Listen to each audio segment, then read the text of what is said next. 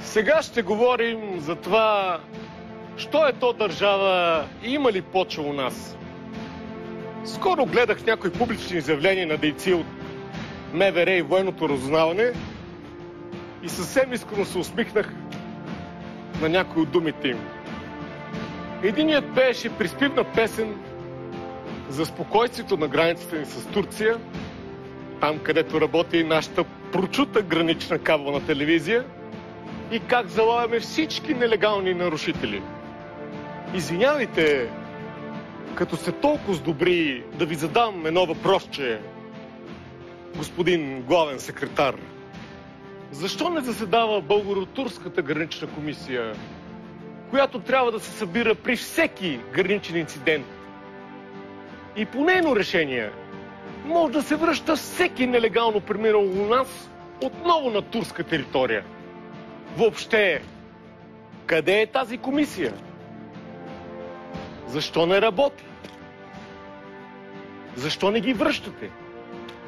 Извинявайте пак, но тук ме риши или на голяма конспирация, или на голяма простотия. На господина от МВР мога да кажа, че на турската граница е било спокойно само по времето на социализма, когато там беше дислоцирана 16-та мотострелкова дивизия, попълнена във военно-временен щаб. Въобще, нашето Министерство на вътрешните работи приема проблема с наплива на хората от Близкия изток като някаква странна проява на климата. В смисъл, може да вали, може и да не вали, може да грее слънце, може и да не грее, може да са 7000 човека, ама може би са 11 000, път ако ви станали 40 000. Ако е така променливо, дайте да направим Емо Чолаков главен секретар на МВР. Той поне е атрактивен. Вторият човек, за когото ще ви говоря, се изяви в предаването лице в лице и бе обявен като заместник шеф на военното разузнаване. Служба военна информация. Този човек с мустаци обяви абсолютно сериозно, че България е на 3-то място в света по събиране на разузнавателна информация в Афганистан. Това е по-смешно от филм с мистер Бин. Ако приемем хипотетично, че първите 2 места по разузнавателни способности в Афганистан са на Американското централно разузнавателно управление и Руската федерална служба за безопасност, ФСБ, излиза, че ние сме нещо като бронзови медалисти на 3-то място и сме пред Великата английска служба Ми-6, пред израелското разузнаване Мосад, пред френското разузнаване, пред могъщото пакистанско разузнаване ИСИ, а забравиха китайското разузнаване, което сигурно има повече агенти на терен, отколкото ние имаме общо население. Да кажеш, че България има 3-то по сила разузнаване в Афганистан, е все едно аз да кажа, че мога да пея в Ласкала. Като имаме толкова велико разузнаване, как не разбраха, че в Сирия е имало 3 години война и че към България ще има бежанци? Както и да е. Че сме разграден двор, знае вече всеки нормален човек. Ние наистина сме милосърден народ. Спасили сме арменците и евреите. С една малка подробност, но много важна. Тогава сме имали държава, способна да се грижи и да спаси бежанци. Имали сме цар Борис III, който имал смелостта да каже на най-важния си съюзник Адолф Хитлер не. Сега нямаме такава държава.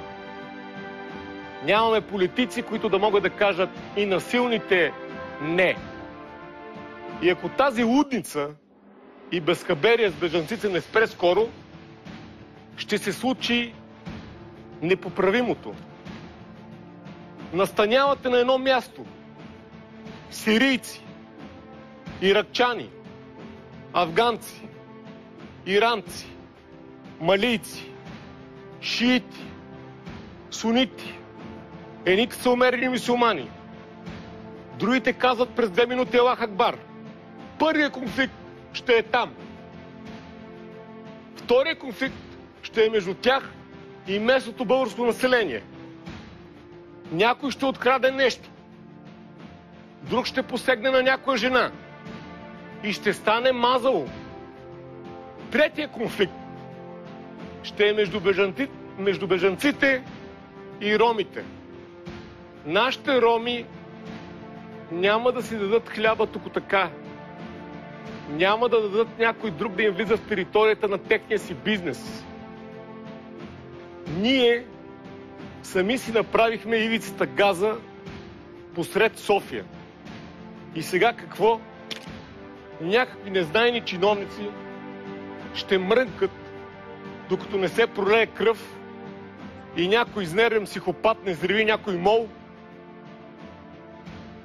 От сега си представям празния и леко гузен поглед на българския висш чиновник, който е усетил, че е свършил голямата работа в гащите си.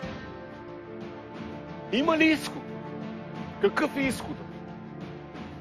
Нещо към господа управляващите. Спрете да се мъкнете до Брюксел и да мрънкате за пари като просеци от Балканите. Знаете ли къде трябва да отидете?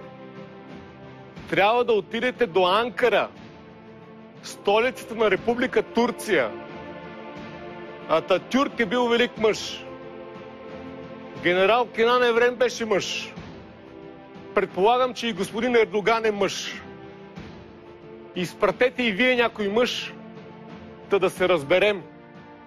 Не разбирате ли, че докато сме наведени на запад, Турция ще ни подава нещо от изток? Съгласувайте позиции. Турция е почти 80 милиона население. Има 15% ръст на икономиката и 622 хиляди войника редовна постоянна армия. Нашата е 24 хиляди. Турция е пазача, който може да отвори или затвори вратата на ада. Ако тя поиска, няма да видим бежанец на нашата граница следващите 20 години. Така че този път, пътят към Брюксел, наистина минава през Истанбул. Даже Брюксел може и да го пропуснете.